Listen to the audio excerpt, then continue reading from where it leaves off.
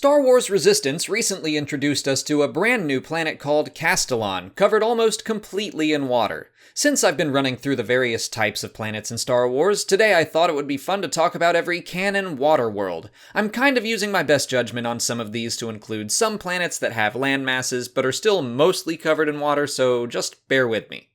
Kamino was one of the few planets seemingly covered completely in water. The Kaminoan species built elevated cities above the water where they set up their cloning operations.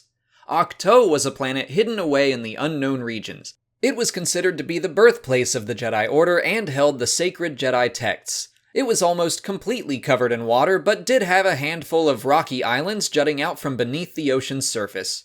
CORELLIA is an interesting one, and possibly doesn't belong on this list, but as of right now I felt I should include it. In Legends, the planet was shown to be covered in a variety of terrains, but Solo: A Star Wars Story shows it to be covered in water and sprawling floating cities. Scarif was an aquatic beach planet, but most of its land masses were submerged underwater. The Empire kept plans for many top-secret projects in a citadel there. Castilon was the site of a large refueling station called the Colossus. Located in the Outer Rim near the unknown regions, it suffered attacks from pirates who were following the First Order. Luel was visited by Luke Skywalker after the fall of the Galactic Empire while he explored the mysteries of the Force. The planet's name meant deluge in the native language. It was here that Luke learned to spearfish. Pillio was a largely aquatic planet covered in a massive coral reef that provided land masses above the water's surface. Luke was called to the planet shortly after the Battle of Endor, and about 30 years after his visit, it would appear that the planet had dried up. Lon was a tropical mid-rim planet where the fugitive Padawan Caleb Dume was tracked down and caught by clone troopers before being rescued by his friend Janice Casimir. 15 years later, Canon returned to the planet with the crew of the Ghost, and Ezra unknowingly encountered his master's old friend.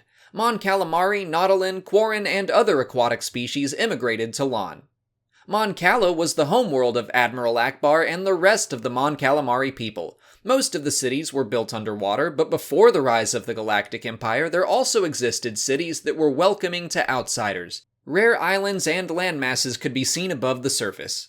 Strokehill Prime was the site of an Imperial prison set in an underwater base where the Mon Calamari king Lee Char was held captive for nearly 20 years. GLEE ANSELM was the aquatic planet that was home to Kit Fisto and the rest of the Nautilin species. It also happened to be the homeworld of Tobias Beckett, who wished to retire there. Speaking of Beckett, he and his crew took part in a robbery on the planet Hovun 4, which was covered in purple water. Shortly before the Battle of Endor, Leia Organa provided herself as a target for the Empire while the Rebel fleet gathered at Solist. That adventure took her to Cessid, another water world dotted with islands. Over 20 years later, Leia visited another ocean-covered world called Sabinsko while she investigated a criminal named Rinriven D. Located in the Inner Rim, AMETHIA Prime was covered in one large ocean that was spotted with volcanoes. The bounty hunter Chaneth Cha removed a crime lord from power there. Little is known about Shambhala, but it was the homeworld of Masamita and the Shagrian species. Chandel was briefly seen in an episode of Star Wars Rebels, where the seventh sister and fifth brother kidnapped a Force-sensitive child. Shortly after the Battle of Yavin, Luke and Red Squadron were sent to the water planet Giju to evacuate rebel leaders. Ningoth was a remote planet that was completely covered in oceans. The Freemaker family traveled there to gather one of the pieces of the mythical Kyber Saber.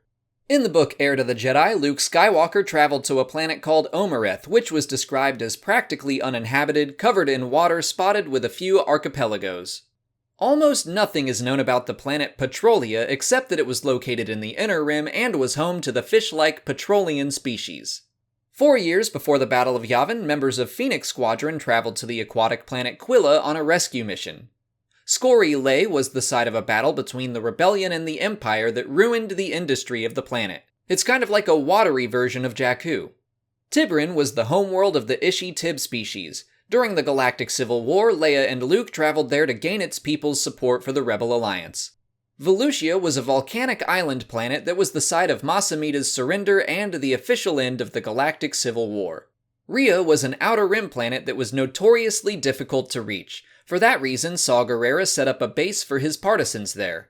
Zeltros was a tropical beach planet mostly covered in oceans. Dr. Aphra visited the planet to relax after an especially difficult job. And finally, the 33rd issue of the Star Wars comic saw Luke and Leia stranded on an as-of-yet unidentified ocean planet. It had a native sentient species that has also yet to be named. Technically, Ando, Aquaris, Bestine 4, Dire, Dornia, Drabilion, Fresia, Iskalon, Jomark, Call, Kadata, Rakata Prime, Manan, Ojum, Pantalomen, Plu 4, Sanctuary, Sephi, and Talay are all canon water planets. However, most of them have only been mentioned in passing in the Force Awakens beginner game or reference books, so very little information is actually known about them. Originally, I was going to cover all the canon and Legends water planets, but there are a ton of them in Star Wars Legends, so I'm going to save that for another video. So that's it for today. If you like this comprehensive style video, you can watch this playlist of more, and if you have ideas for topics like this you want to see me cover, let me know in the comments. If you haven't already, please like this video, subscribe to the channel, follow us on Twitter, Instagram, and Facebook, and consider checking out our Patreon page. As always, thanks for watching, and may the Force be with you.